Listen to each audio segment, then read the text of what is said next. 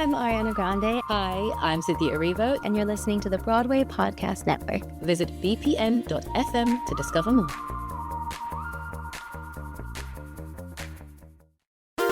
There's a cat over here. There's a cat over there. And the wrong one died. And the wrong one died.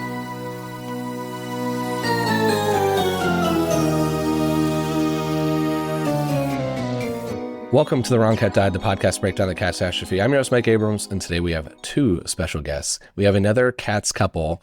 They performed for many years on the U.S. National Tour 4 as syllabub, swings, standbys, assistant dance captains, all kinds of roles for many, many years. I'm excited to talk Cats to another couple. So welcome, Chuck and Mickey Lubeck, and thank you for joining me.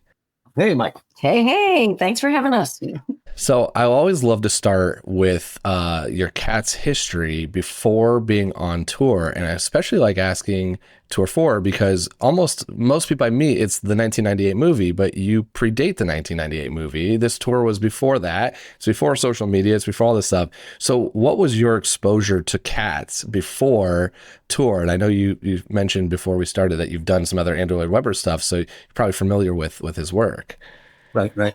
I don't think I saw Cats until I actually was in it, until I actually got the job. I want to preface this by saying this was 30 years ago. I will do the best to tell you what I remember. Yeah. I was in the first 6 people to audition at the Winter Garden. That's the only time I ever met Gillian Lynn. I did Copeland and I was cut. So I actually was on stage, met her, and then I auditioned more times. That was the only time I was familiar with the show, as being on the set and auditioning. So in Chicago, I made it all the way to the end, as did Mickey, and we were put on file. And then after that, I still hadn't seen it, but I knew about it. I had the books, and of course, I was hungry to do the show because I'm a dancer. Yep. I wanted it on my resume, but it just didn't seem like that was in the mix. And then finally, Richard Stafford, who I'm sure you're probably familiar with. Mm-hmm. Richard was on tour in Evita with Mickey and I. And Jack, I think his name is Jack Vaughn. He was the musical conductor. His name could come up later. He called us both to tell that he wanted us to come and audition in New York. And Mickey had just got her first choreographic gig, so she couldn't do it. I could, but I was like, Richard, why? I've already auditioned for this show. You've seen me. You know what I can do. And he said, Chuck, I'm taking over as the dance supervisor. And it's like, they don't know you at all. It wasn't like he was giving me the job, but he's like, you got to come and show what you got. Mm-hmm. And I really think he did put his best foot forward for me, which I really appreciate. Got there, looked out, and I saw him, and I saw the musical conductor for Evita, which is Jack. I'm just going to say Jack because I don't really remember his last name. And went through that whole process, which was a full cattle call. And I'm thinking, does anyone here not know this choreography? Really? But I love the way Richard teaches, because he's very punctual, meticulous, and that was the kind of dancer I was. So I knew Copeland, but when he said the arm is here, the eyes are there, the focus is here, that was my bread and butter. Made it to the end. Didn't sing. And Jack, the musical conductor, says, Chuck, can you do second turns? Which is kind of an odd. I was like, yeah, left, right, what do you want? And ripped off a bunch of them, nailed it. Could you sing Mistopheles after that? I didn't even know what. I was like, yeah. He's like, okay, thank you. That was it. Yeah. Walked out the door and I went, like, here we go again. I came all the way out here. And then Mickey and I had just been married maybe a year, and the phone rang and she handed me the phone. And I think it was Richard offering me the job and a swing position. And Mickey was lamenting, you're going to leave me. We just got married. And he did. But I was like, honey, I was like 6 months, a year. Yeah, right. We need the money. We get a house, and 13 years later. And Mickey was in the show. 6 months later, she was in the show. I was in the show 6 months later. And it just took off on its own. Finally, when I was rehearsing at 890 Studios, they let us go see the show. That was the first time I actually saw it. And I was just like, whoa, this is really crazy. This is amazing. So that was about you. I think that's the first time I saw it.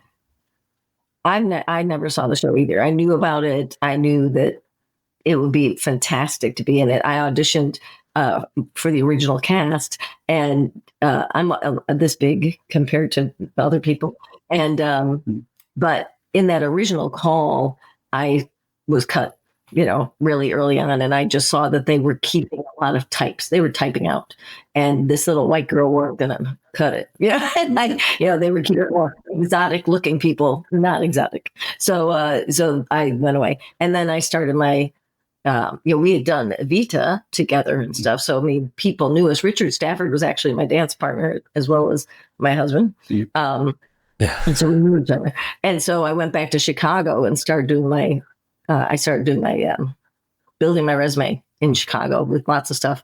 And I said, once we got married, I said, oh, Lord, please don't take him away from me. Because I knew he was going to go. I'm like, please don't take him away from me for at least a year. And then it was a year. And he's like, okay, off you. And then he left. Fine. And but then we had, what do you call them? Replacement auditions again. Right. And they had me back. And I joined the company in New Orleans, right? New Orleans, yeah. 6 months later, I joined the company as a swing for the Kittens, of course. So you met on the Evita tour before, and that's when you got married.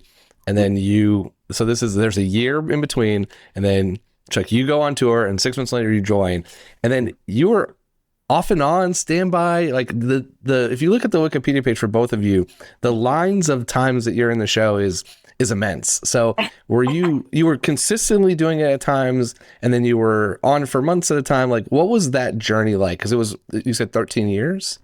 Yeah, that would be me when we had Nathan, and Mickey decided she wanted to become full-time mom, but she still traveled with me with Nathan, and then but I stayed that long, and we moved here to Augusta. What was it like doing this? Thank you. I loved it. It was actually my favorite to do in a 4-show weekend.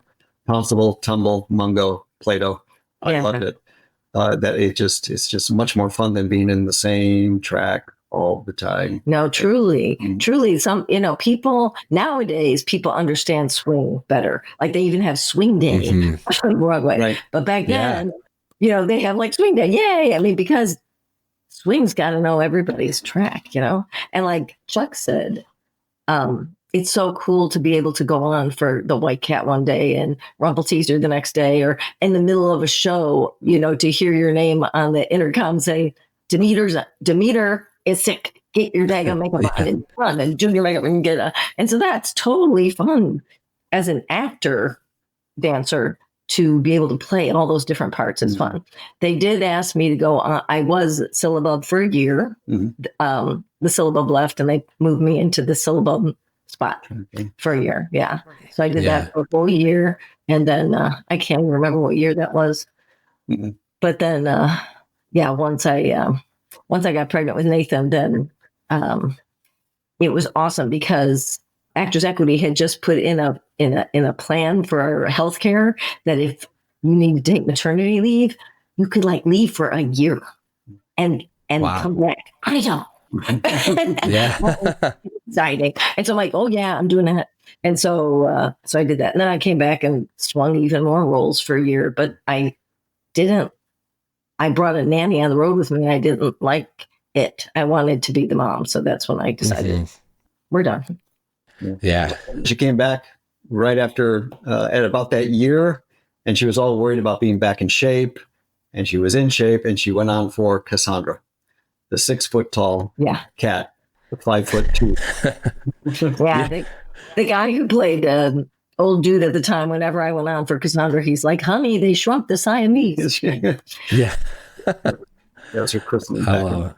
So that's so fun. But, swings. I didn't know what swings were until I started the show. I just, again, didn't come from the theater background. And the concept of it is fascinating to me. It's just such a skill that is, that most people don't have. And I think about Cats, like I know a lot of shows, everyone has swings, but Cats to me was one where I was like, the concept of swings can be crazy. You mentioned doing Tumble, Pounceville, Alonzo, but I always thought to me, the crazy one is I've heard people who have gone on as Demeter and Bomba Irina on 2 show days in opposite sides.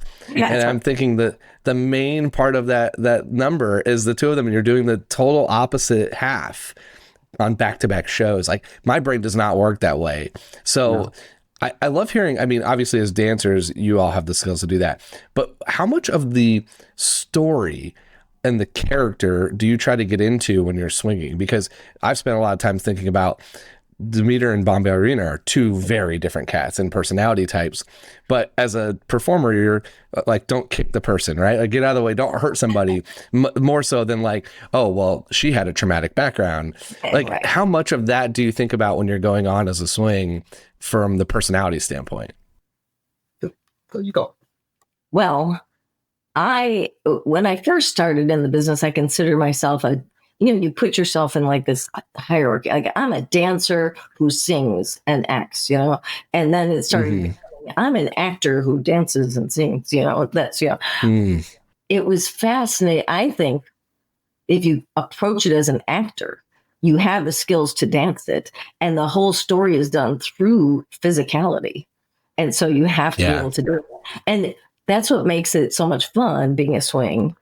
If you're a good swing, to be able to really grab hold of these different personalities and different backstories, and be able to just go out there and, play with the other kittens as you're saying. And then if you're the white cat, oh my goodness, then you're a whole different thought process. And then when you're Demeter, you just like drink a lot of caffeine and, start chasing squirrels and stuff. So it's really fulfilling as an actor to be able to bounce around like that instead of tracking one,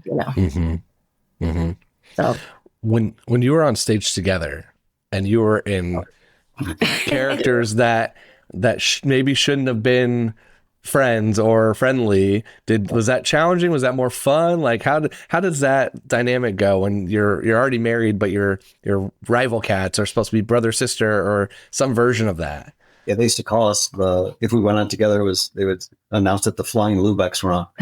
And that's when we did Monday here teaser, or she'd be Demeter and I'd be McCavity.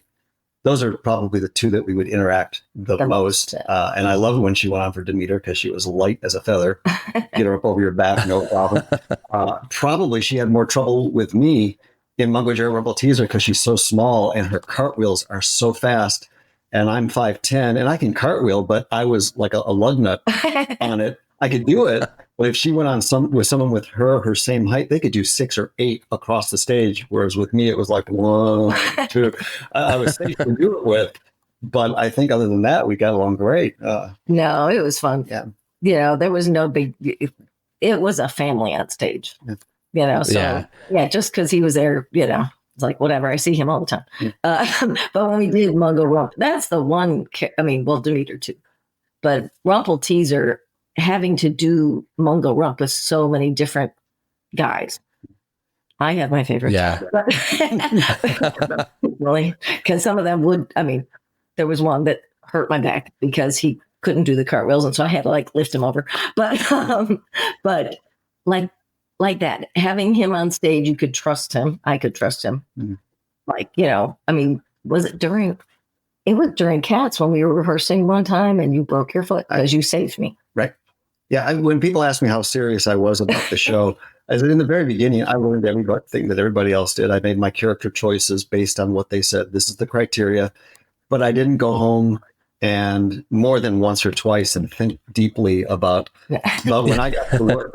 I took it dead seriously. But the second I walked on stage, I was Chuck until the second I touched the stage, and you would then believe that this guy eats, sleeps, and drinks this show 24/7. And the second I came off the stage, I was Chuck again. So I guess that's acting, I suppose. I could dance the heck out of it. And the other job was to be in the right place at the right time. And if someone went over my head, they were not coming down. They weren't coming down, and if they did, I would be there. And I protected her, and she snapped my foot. And I left the show for her. She got to go to Hawaii. I stayed home and healed. I went to Michael Jordan's. I went to Michael Jordan's doctor. Yeah, he went to his trainer. Wow, okay. With you. Yeah. So I took that dead seriously. But after that, you kind of okay, guys, it's a great show. It's spectacular. Even Trevor Nunn and the people who put it together will tell you they got terrible feedback. Even the producer, nobody wanted to give him any money. They're like, this is a really bad idea. I really want cats. I like dogs. I think it was Trevor. Cameron McIntosh was like, he didn't even think the show would run for 6 months. Thank God it did. So I was the same way. This is a spectacular show. And he said, there's not a lot here. So what do? You got to put in the best dancing, the best theatrics. And he used every trick in the book. And, but I never looked at it like it was Shakespeare or it was just entertainment. And, most people really, really loved it. And there are not a lot of people, but there are people who left right during the opening of the show. I'd be in the audience and an old couple would get up and they're like, this just isn't for me. And they would just walk up the aisle. And I was like, oh my gosh. So 99.9% of the people absolutely loved it. They never, and some were crazy. They would dress up like cats and stuff like that. And other people were just, it's a good show. These are really good. They appreciated the art. The art, yeah. And then some people just didn't like it at all. Yeah. So it was the gambit, the whole gambit. Totally. It's a very polarizing concept and show to where people either love it or hate it. And, it is, there's some parts that can feel weird or feel different, but I love hearing that you only brought it to the stage because it is one of those shows that I think you could take off the stage and think so much about because the interpretations are so loose. When we think about our Mungo and Rump, brother, sister, boyfriend, girlfriend, married, there's so many variations and there probably is one true direct answer if you ask some of the original creators, but a lot of the lore comes from the book of cats that gets taught different ways by different regional producers and directors, over and over and over again. It grows now 40 plus years later. Is that the same in other shows for you? Everything else you've done, this feels like there is more room for interpretation that you could go home and think about for hours. What's Grisabella doing when she leaves the tribe before she comes back? What's this happening here? There's so many unanswered questions, and it doesn't feel like that's always the case in other shows. I'm sure there are plenty like that. But did you have that same mindset for other works that you worked on where it was just I'm on stage, I'm going to give you everything, and then I'm going to be Chuck when I go home still? Yeah, absolutely. I never, you've interviewed some people who are just amazing. They can recall and I could never play Pictionary, whatever that game is, where they can name every show and every. I did my job the best that I could, and when I went home, I went to dance class, and I made myself better to come back and get a better job. Mm-hmm. But I never really went down that rabbit hole, and maybe that's a foul on me. But I was never out of work, and if that answers your question, yeah. I mean, you focus on the show that you're in at the moment. Mm-hmm. And you do your homework during the rehearsal period, right? And then when you are, depending on the run of the show, I mean, we're out of Chicago, and there's a lot of dinner theaters in Chicago, and so how long did we have a run in Chicago? Like a couple weeks, maybe 3 weeks, 3 weeks. Yeah. So you'd rehearse, you do the show for 3 weeks, and while you're in rehearsal, you're auditioning for the next show. It's just a constant thing. And so, I was Minnie Faye in Hello, Dolly. And so who is Minnie Faye? How crazy was she? And then what's her relationships? And then you are with this little family of people producing the show. And when you're there and you're in it, But then when you go home, you're prepping for the next audition. And you're like, okay, King and I. Well, that's not Hello, Yeah. You can't do that. It's constantly looking for your next job. That's the life of Yeah. It's unless you get into this track of dinner. The production contracts are so much different. They really. That's why I loved Evita. I love it. I mean, the money is there, the popularity is there, and they just go all out on all aspects of the production, and everything's important. Dinner theater, it's probably 3 months. You probably do 3 months worth of work, but but it's, you just get in, you do the show, and then you're on to the next one. But you're in it. Yeah, you're focused. Good production value. When you are running, like he said, if you do a production contract, especially back when we were doing it. Yeah. I mean, if it was a popular show, it went on and on. When we did Evita, it was the second national tour. And when I got in it, he was already in it. But we knew we would sit in the city for months. And when we got to the Pat's tour that we did, it was more like a week. A half. And then it was a half a week. And then it just kept chopping down. And so it just depends. It's really dependent on the contract and how long you got to live in this environment. Totally. It's so interesting to hear too, because it is one of those things that, as someone who's not a performer, I think so much about the writing and the other side of it. And there's a whole dancing and singing and every other piece that comes to being ready to do that show that, as someone who's never done it, doesn't think about. But I want to pivot now a little bit because, and maybe this is going to be a short section based on, Chuck, what you just said, but I love hearing stories from tour and like what you remember. Like, what are those memorable moments that were either things you'll never forget, whether they're funny, simple, easy? Like, what are some of those things that you still think back on these days? You heard about the bus fire. I know that was So I was on that bus, and that some of my stuff was the stuff that was charred and gone. Not that that's a funny story, but we used to do Christmas and Easter on the set. So we would have like an Easter egg hunt. We had people in the show who were just totally into, so we would have Easter eggs and candy all over the set, and you got to go out in your regular, before the show, and maybe we had kids. So kids would be looking for stuff, and all of a sudden you'd travel 4 cities and you'd be on stage listening to Gus, here's the cat. And you're just like, okay. And then you look over and there's a Snickers bar hidden underneath, and you never found it. So as a cat, you kind of go over and you tear it open and you eat, because you need a little bit of sugar. And my favorite ones are the henchmen. When McCavity comes out, and he at the end of Skimbleshanks, McCavity comes out and he's got 2 henchmen that are cats. I think it's Plato and it's Tumble and Pouncible. They run off stage. They have to take off most of their stuff except their unitard, throw on a unitard, put on claws, a mask, and it's got a built-in tail. And it's a sprung load, 3-foot-long black tail. And this poor swing put it on backwards, and he walked out. Then he just went rolling. And yeah, so that was interesting. And the other one is not as funny, but I remember who it was. It was Randy Wojcik, and he, for some reason, didn't get his slippers on. And it's like, go, go, go. He gets out there, and they got to carry old Deuteronomy off stage. Well, it was so slippery, he just hung on to him, and he like kind of water skied. I mean, he literally played it off. That was pretty funny. Maybe not our finest moment, but it was. That's awesome. That was pretty good. Okay. Yeah, we got all kinds of crazy stuff like that, just stupid stuff like that. Or when someone goes up on their lines, I'm sure you've heard this. It's either old dude or syllabub, and there are spotlights on them. They've lost it, and the look in their eyes is just like, "Please help me!" And you can't do anything. In fact, I'm trying to. It's like I don't even know what the next one's on. Yeah. So those are things that keep you going. That just like give you a snap and wake you up. And did anyone tell you about the time? And she can tell you this one. The set didn't make it there. Oh my God! We had no set, and we were the only. I've heard it. I've heard it a couple times, but we had the stage. But then the one time there was nothing, and I didn't make it. And she was my acting dance captain, and so they danced on a floor full of splinters, and nobody left. People stayed.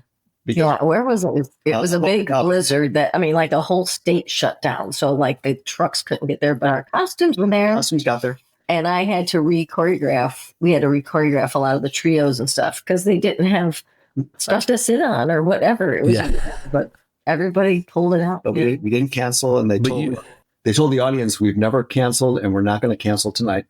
And most people stayed. I understand. Wow. When I've heard those stories, I've actually heard a lot of times they've done where things haven't worked or they haven't had full stage. They've done like a concert version where they haven't done the dancing. So I love hearing that you were like, no, we can still make this work. Like, we'll just adjust. And you still did pretty much the full show, right? Yeah, this is true. Yeah. You know, Mistopheles comes out, the ceiling comes out of that. Well, one time two times. One time he just, he let go of actually it went backwards. The spiral went up and his hand went up into and it got caught in the ears. The mechanics. Yeah, not that's not funny, but then someone on stage immediately would just wrap the tail around his waist.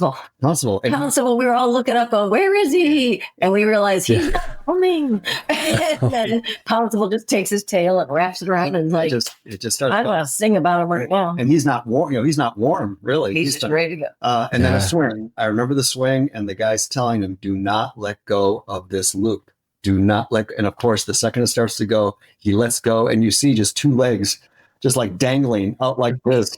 And the guy pulled him back up because he was going to fall to his death. Oh, God. And then again, somebody on stage had to do it. Yeah. Again, that's not funny. It's not funny. Just kind of but that's what makes. Okay, go ahead. I got a good one. Okay. General Hambrick. Yes. Okay, General was Alonzo. Yeah.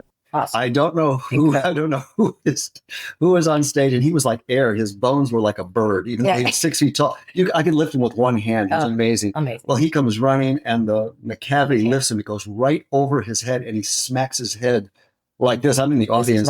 He's knocked. Well, he's knocked unconscious, and all of a sudden, Mungo Jerry, all these other cats are jumping on, and then you see two kittens grabbing this dead form.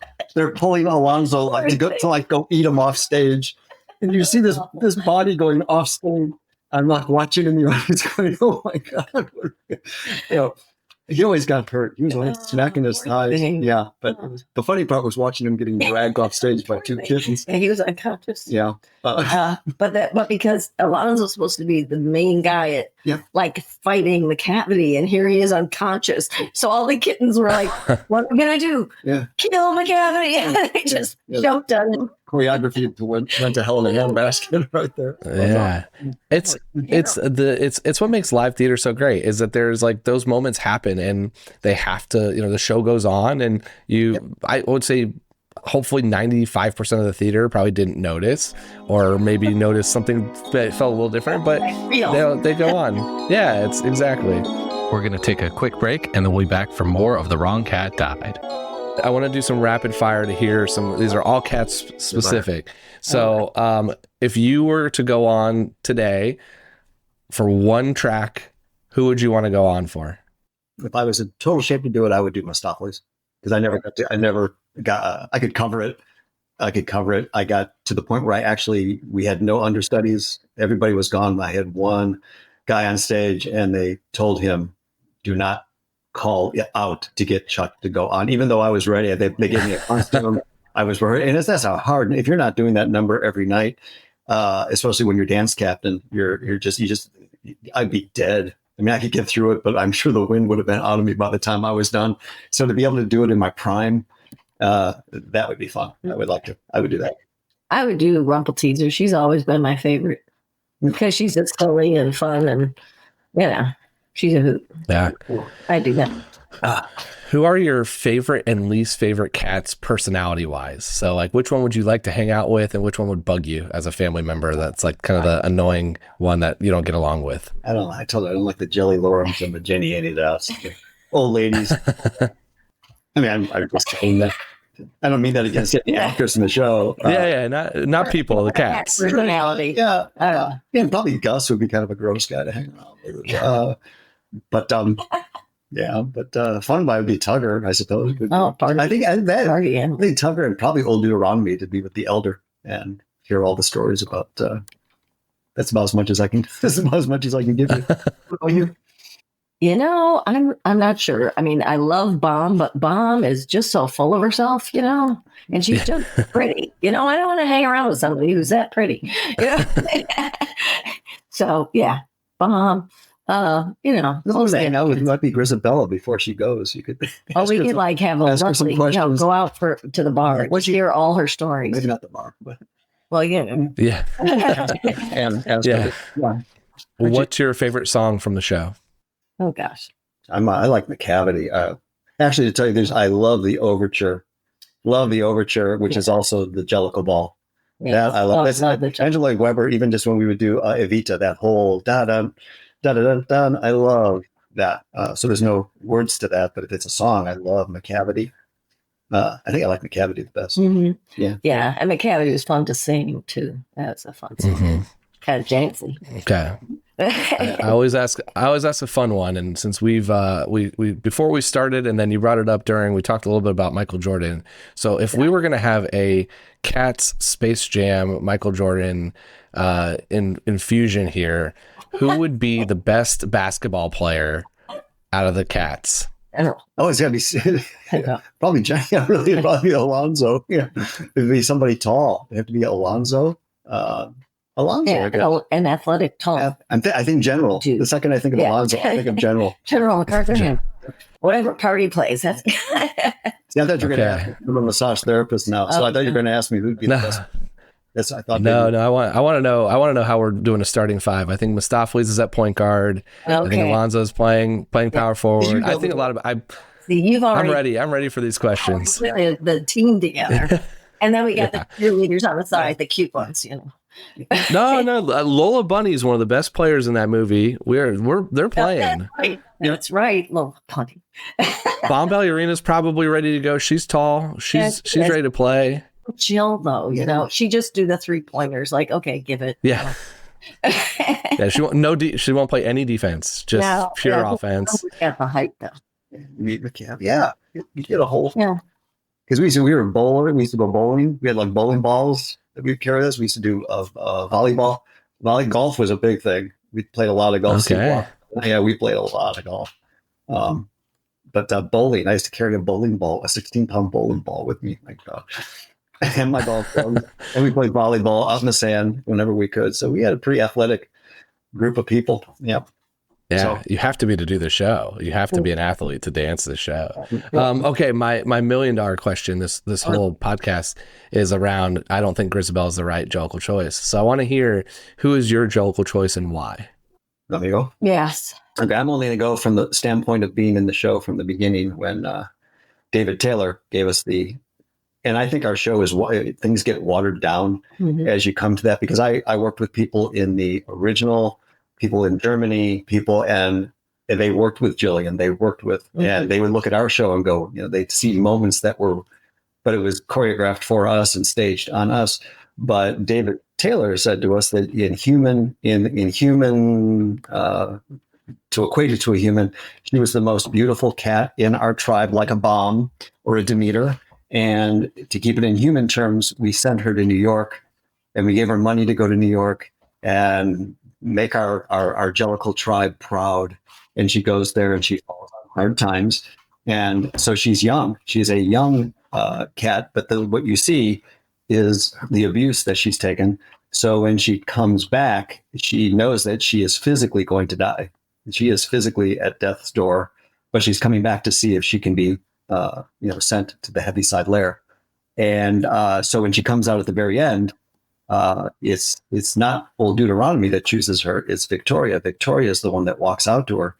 And so when she touches her, even if you've seen the show, when old Deuteronomy is going to pick who gets to go to the Heaviside Lair, everybody's reaching, even the kittens. So everyone wants that chance to do it. So it was never taught to us that she was going to die other than in physical form on Earth. But she gets to go to the Heaviside Lair. She looks up, and somehow at that point, I never thought any more about it, to be honest. Okay.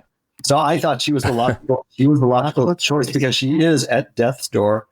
And Gus, even though he's old, he still has, he's still got something. Yeah. Want to give him something to drink. He still likes to talk and do that. So I think that's why old Deuteronomy, he wants her to go, but he doesn't want to be the one to make the choice. He wants us to make the choice for the right reason, as opposed to him saying, this is who's going. So that's the way I saw it. And I never thought talking about Grisabelle. You never mentioned her name. Grisabelle. I'm sorry, Gris. I'm talking about Grisabelle. This one doesn't think that's right. My wife. I know. And that's I'm only saying that because that's what I was taught from. So yeah, you can argue that point all you want. That's the way it is. Yeah. Because I've heard some of your podcasts where we never looked at it. I mean, I never looked at that he killed her. He just said boom, and then she's there, and whatever that is, and she's born somewhere else in the tribe, I guess. Right. So that's my answer. How about you, dear?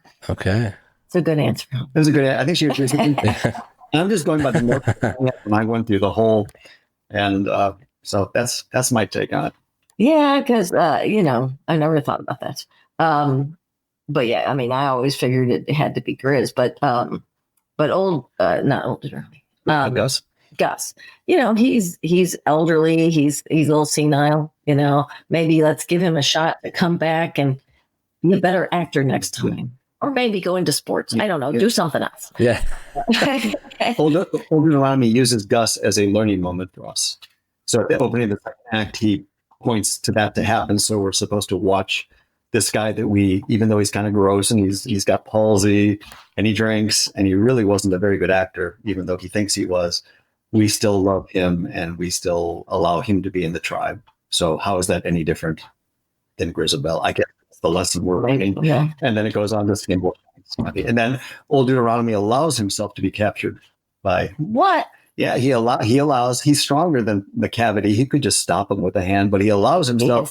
He allows himself to be taken because he knows now that Tugger and all of us are going to have to come together to take care of this. And then you bring in Mistopheles, and yay, we're back. And, yep. Yeah, see, you remember this way better than you're saying. You had to bring this home at least part of the time with you. I mean, in the beginning, I was studied in the beginning because he was in New York 6 weeks rehearsing, and I'm at home in Chicago by this time I have 3 cats. Mm-hmm. So I have 3 real cats in my house at home, and he's in New York studying. He would call me and go, okay, today I was like kind of thinking about Jedediah and I'm like, oh my God.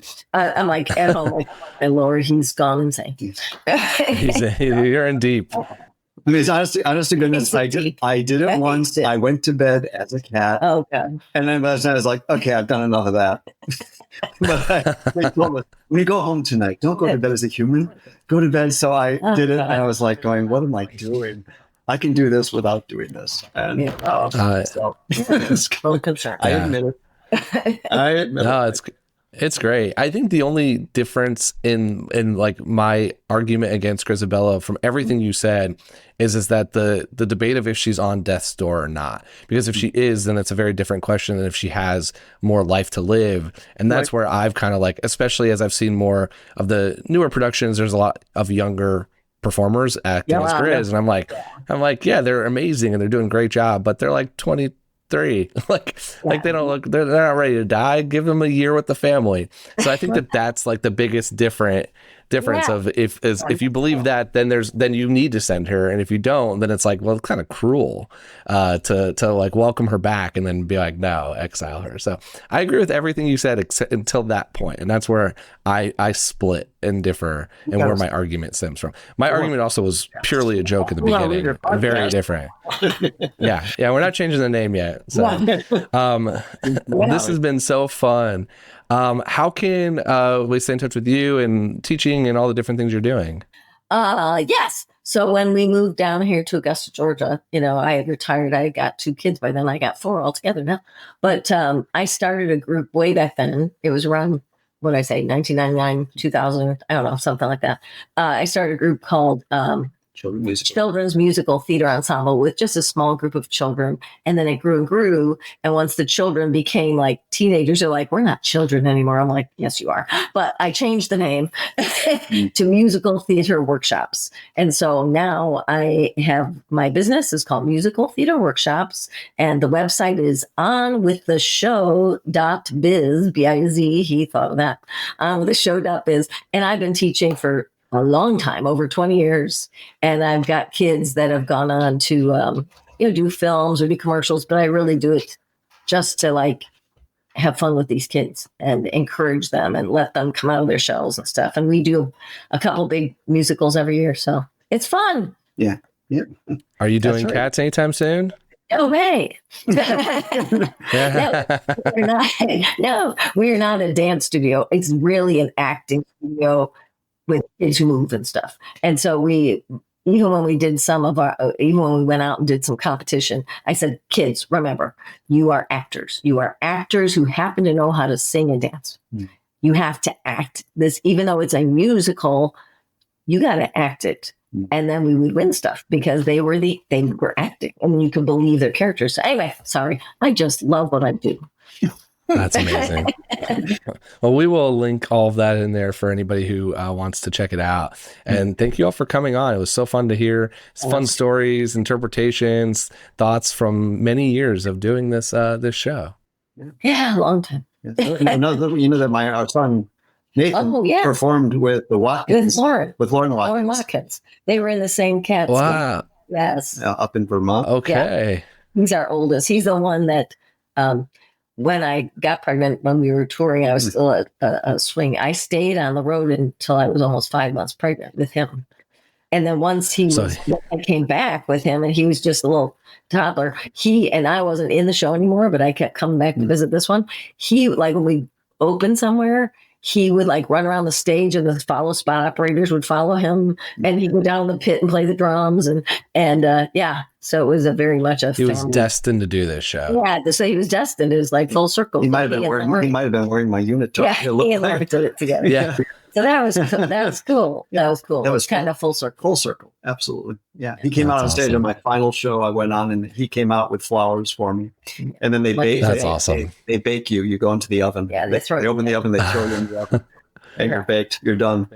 So, well, thanks, Mike. That's awesome. This was so fun. Thank you. And thanks everyone else for listening to this episode of The Wrong Cat Died, the podcast breakdown the catastrophe. To follow along, you can subscribe on Apple Podcasts, Spotify, or any else's podcast. Follow us on Twitter, Instagram, TikTok, and Threads at The Wrong Cat Died. Check out our website, thewrongcatdied.com.